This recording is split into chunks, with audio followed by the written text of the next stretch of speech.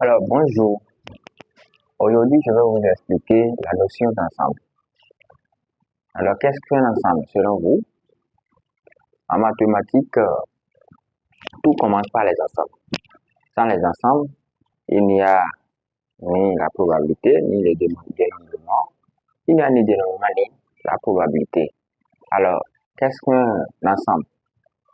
Nous allons essayer juste, tout simplement, on va définir un ensemble comme étant une collection d'objets bien définis appelés éléments. Donc, un ensemble, c'est une collection d'objets bien définis appelés éléments. Bien, dans cette vidéo, nous allons nous inspirer juste de deux ensembles, deux exemples simples d'ensemble pour faciliter la compréhension. Premièrement, nous allons prendre un ensemble grand A qui est égal à 1, 2, 3, 4.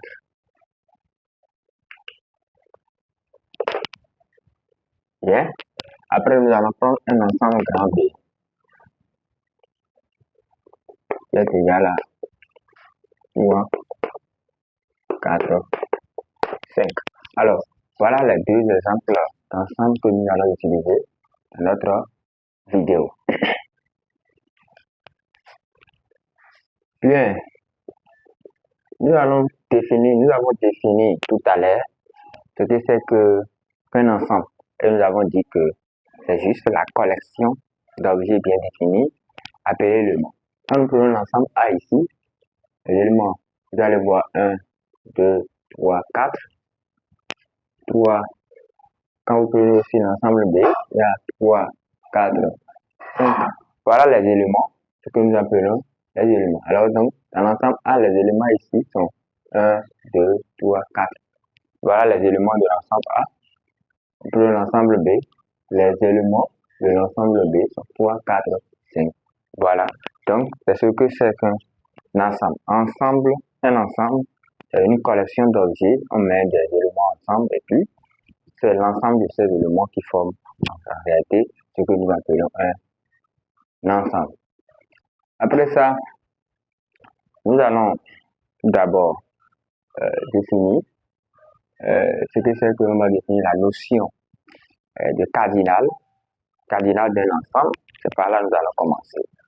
Bien, cardinal d'un ensemble qui se note comme ça, card. C'est un ensemble. Dans notre cas ici, nous allons prendre l'ensemble A. Cadre A. Bon, cadre c'est un entier naturel. Un entier naturel, je vous dis, cardinal de l'ensemble A, ça fait le nombre d'éléments qui contient cet ensemble A qui est ici. Un cardinal de A, ça fait le nombre d'éléments qui contient notre ensemble A. Alors quand nous prenons notre ensemble A, nous avons combien d'éléments? 1, 2, 3, 4. Donc nous avons 4 éléments dans l'ensemble A. Donc cardinal de A, ça fait égal à 4.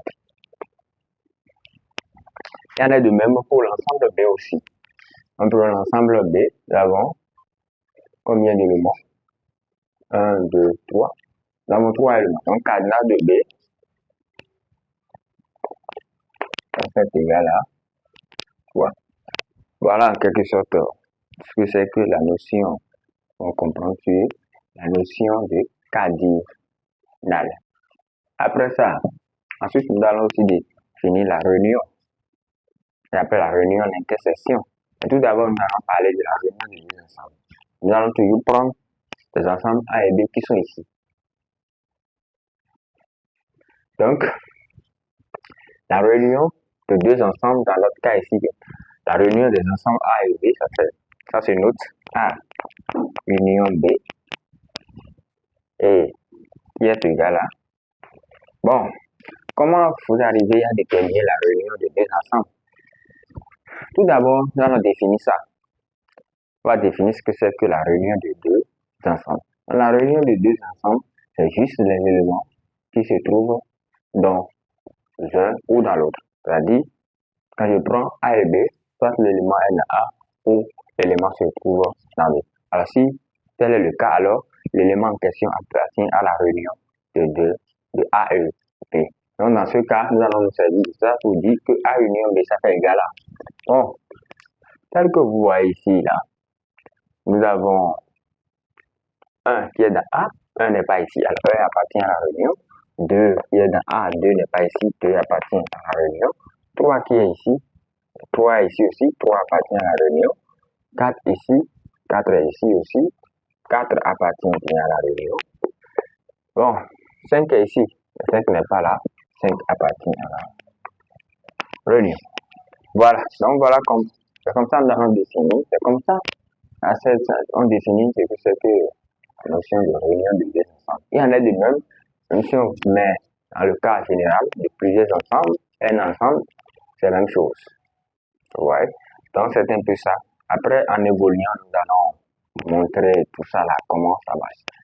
Bien donc, voilà ce que c'est que la réunion de deux ensembles.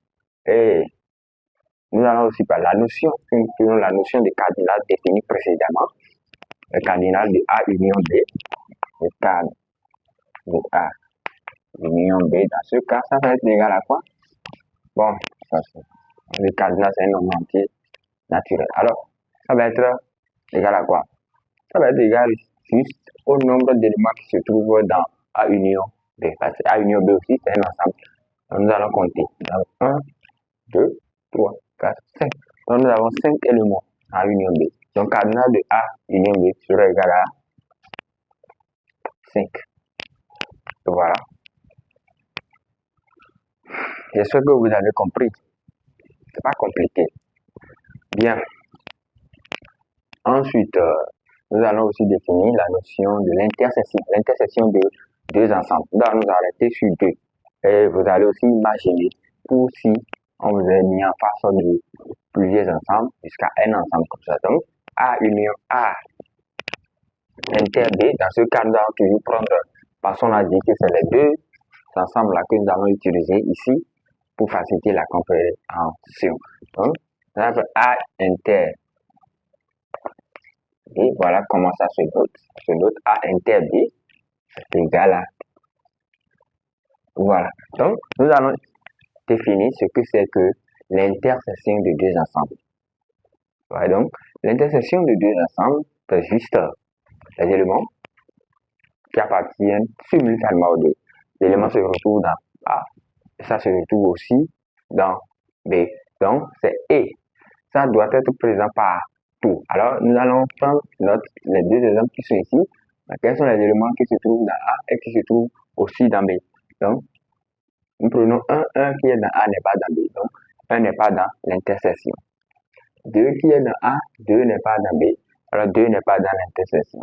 3 qui est dans A, mais 3 est ici aussi. Voilà ça, 3 est dans B. Donc, 3 est bien dans l'intersection. 4 est dans A, 4 est aussi là.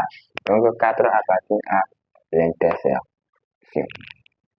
Ici, bon, 5 est dans 2, 5 n'est pas dans A, 5 n'appartient pas à l'intersection. Donc, voilà, on a fini avec l'intersection de deux ensembles. Et nous allons en même temps nous servir de la notion de cardinal pour dire que cardinal de A inter B, ça fait égal à 2.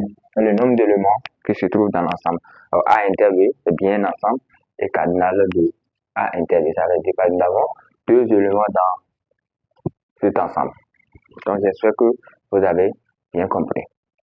Alors, après ça, nous allons définir rapidement ce que c'est que la notion de complémentaire d'un élément. Complémentaire d'un élément dans un ensemble universel. Bien, nous allons tout d'abord aussi définir ce que c'est qu'un ensemble universel ou un ensemble référentiel. Alors, un ensemble universel, c'est juste un ensemble qui contient tous les éléments nécessaires, tous les éléments possibles pour résoudre un problème donné. Bon, dans notre cas ici, nous allons donner un ensemble universel qui va nous permettre de résoudre bien notre problème. Mais de façon générale, quand nous prenons l'ensemble d'un nombre réel, l'ensemble des nombres réels constitue un ensemble universel. Donc, quand nous prenons aussi, comment dirais-je, un élève dans une école donnée, l'ensemble des élèves de cette école constitue bien un ensemble universel.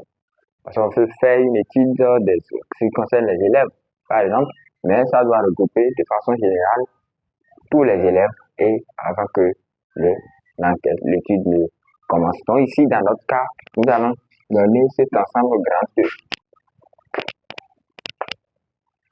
Vous avez 1, 2, 4, 5,